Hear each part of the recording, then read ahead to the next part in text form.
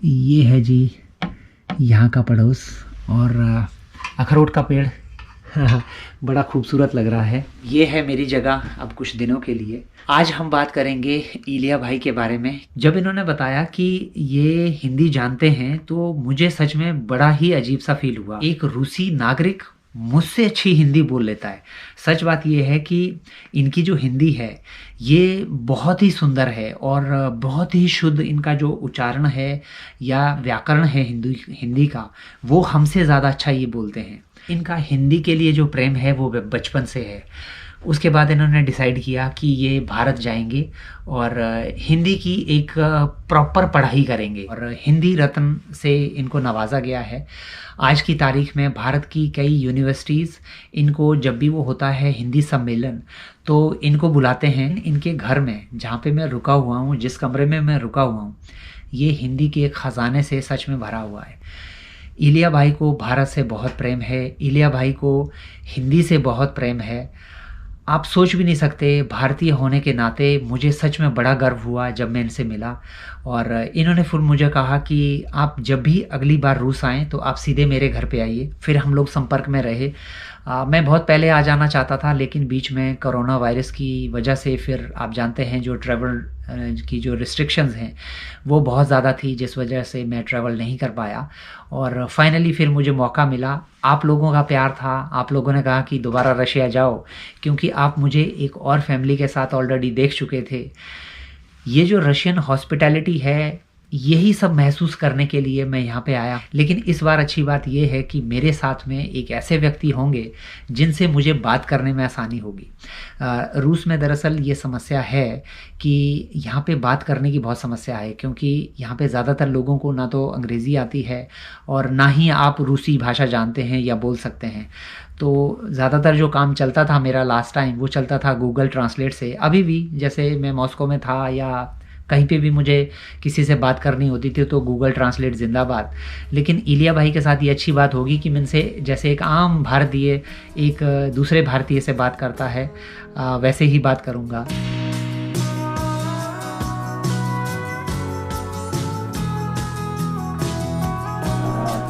नमस्कार जी, नमस्कार।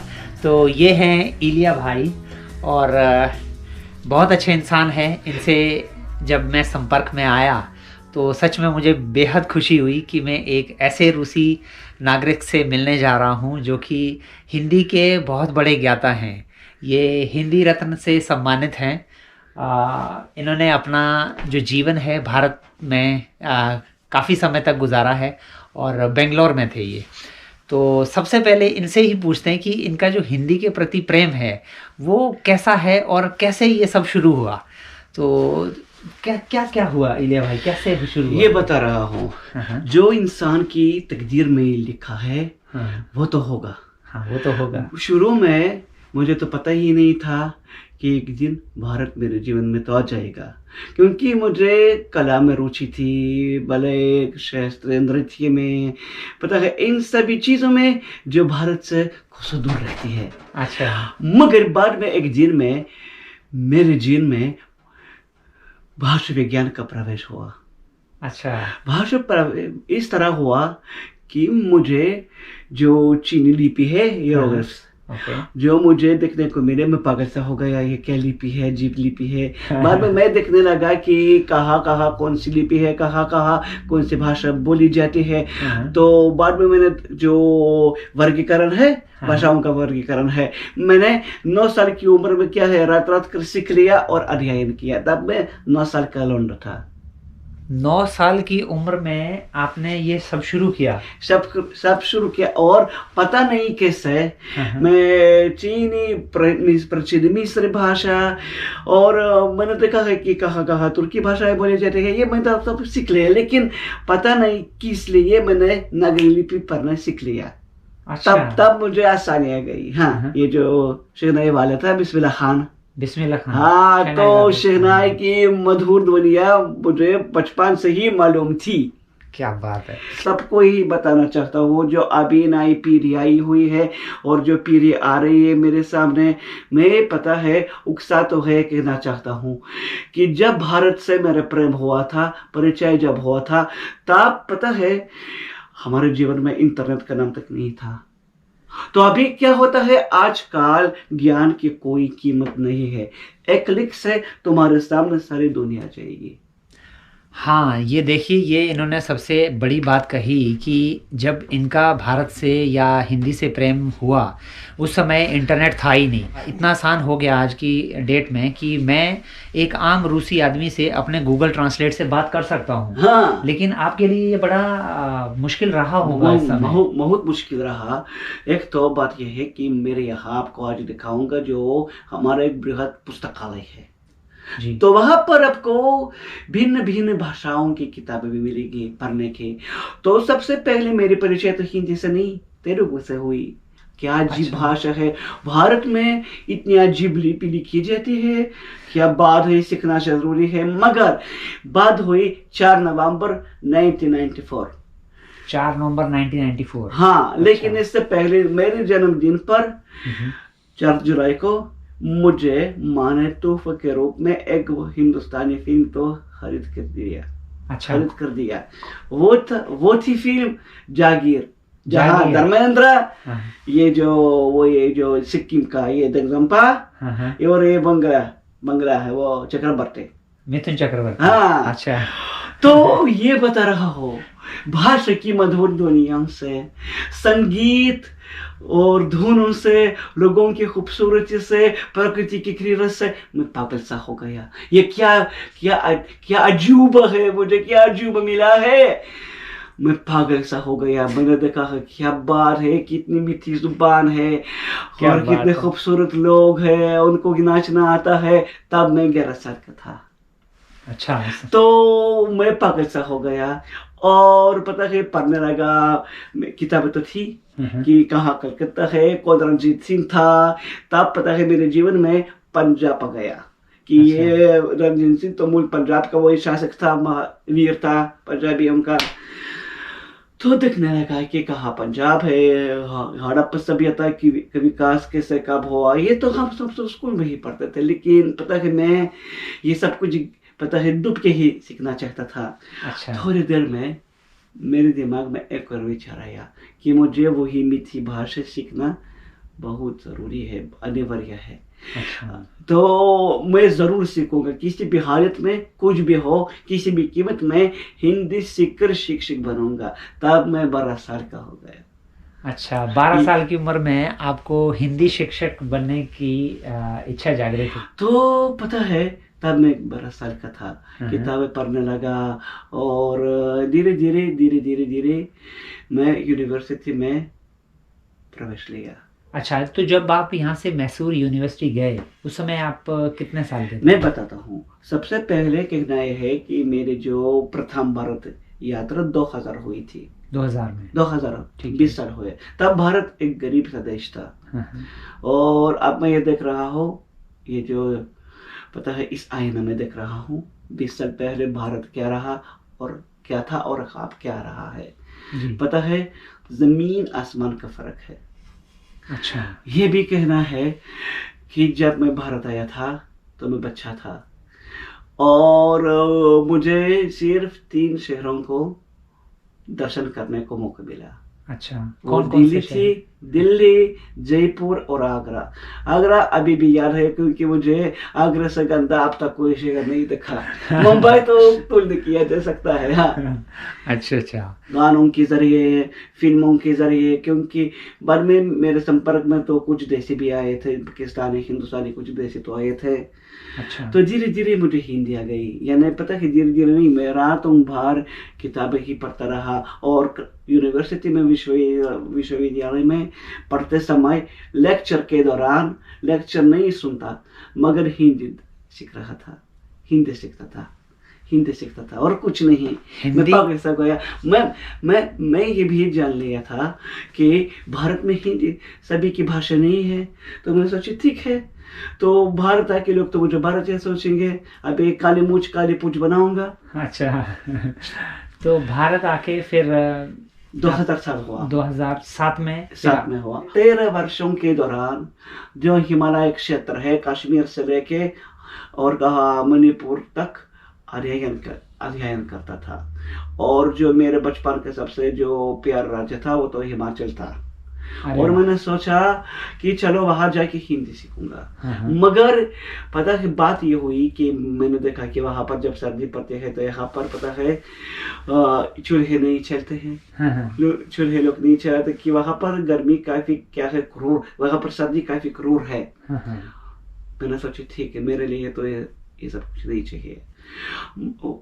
बुआ बोली कि तुम ये क्यों सीख रहे हो, मैं तुम्हें दिखाऊंगी कि क्या है शास्त्रीय संगीत, क्या है कर्नाटक शास्त्रीय संगीत, क्या है वहाँ की जो सभ्यता है वो तो उत्तम सभ्यता है, तो चलो दक्षिण। मैंने कहा वे लोग हिंदी नहीं जानते, वो नहीं जानते तो मुझे हिंदी पढ़ाओ। अच्छा। तो इस तरह केरल का मेरा पहला भ्रमण हुआ। अच्छा। केरल पता है दिल छूने वाला राज्य है, बहुत अच्छा है। वहाँ के जो मच्छर है बहुत अच्छे भी है। मच्छर बहुत अच्छे हैं। मच्छर है पता है रावण की तरह। अच्छा। लेकिन जो आबो हवा है अच्छा है, बहुत सागर बहुत मुलायम। और मेरा प्रवेश केरल हिंदी प्रचार सभा में हुआ।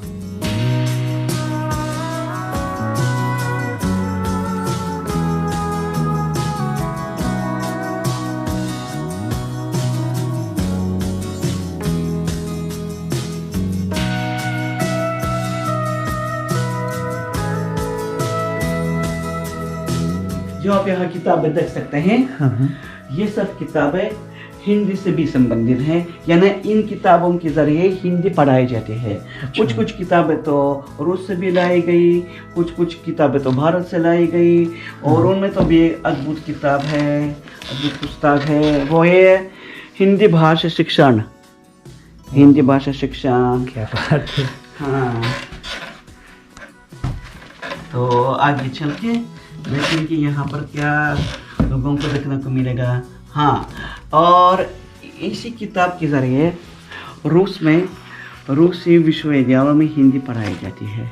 अच्छा, ये रूसी विश्वविद्यालय में इस किताब से पढ़ाई जाती है। जी हाँ, एक और किताब दिखा रहा हूँ। अच्छा। ये जो मेरे बहुत अजीज है वो जो इंदिरा जी है, ये उसके द्वारा रचित हिंदी स्वयं शिक्षक है।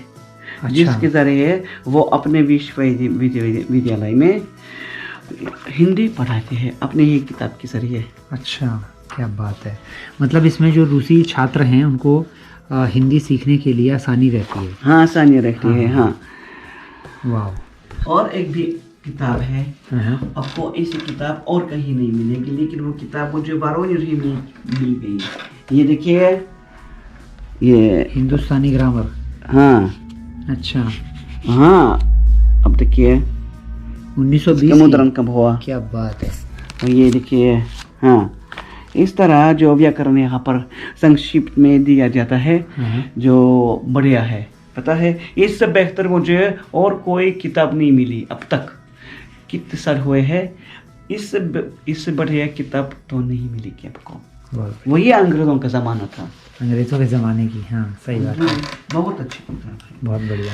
तो यहाँ पर क्या है, ये मेरा एक और हीरा है। इन्हीं छोटी सी किताबों के जरिए मैं बंगलुरु में ही पढ़ाई करता था। यहीं पर जो मेरा लेख भी मौजूद है, यहीं पर एक मेरा लेख है। ये है प्रयास है, बिहारियों का पत्रिका है। अच्छा, ये मॉस्को से छपी है। मॉस्को से छपी है। अच्छा, इसमें आपके लेख हैं। मेरा लेख भी है, और न सिर्फ लेख है लेकिन मेरा जो तुतुन है सभी को देखने को मिलेगा। अरे वाह। ये मैं बंगलुरु के समय। क्या बात है। बंगलुरु में रहने के समय। अच्छा, इधर मुझे कुछ सर्टिफिकेट्स भी नज़र आ रहे हैं। हाँ। तो ये मैं देख सकता हूँ, ये कहाँ कैसे मिले ये हैं? आप तो देख सकते हैं। हाँ, तो पहले ये से शुरू करते हैं।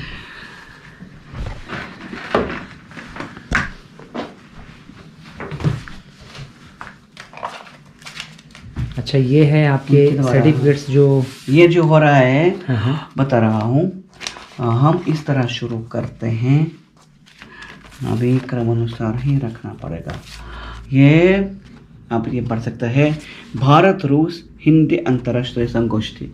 ये मेरे जीवन में दूसरी अंतर्राष्ट्रीय संगोष्ठी हुई थी, मॉस्को में आयोजित। अच्छा, मॉस्को में 2016 में हुई थी। हाँ, बाद में 2017 हाँ 2017 में जब गोवा घूमने गया था सागर उतरने, तो मैं भी बुलाया गया, मुझे भी बुलाया गया था। अच्छा, ये सब देखने। क्या बात है।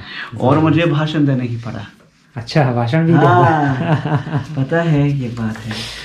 जिससे ये भी बाद में इन सर्टिफिकेट, इन प्रमाण पत्रों का सिलसिला आ गया।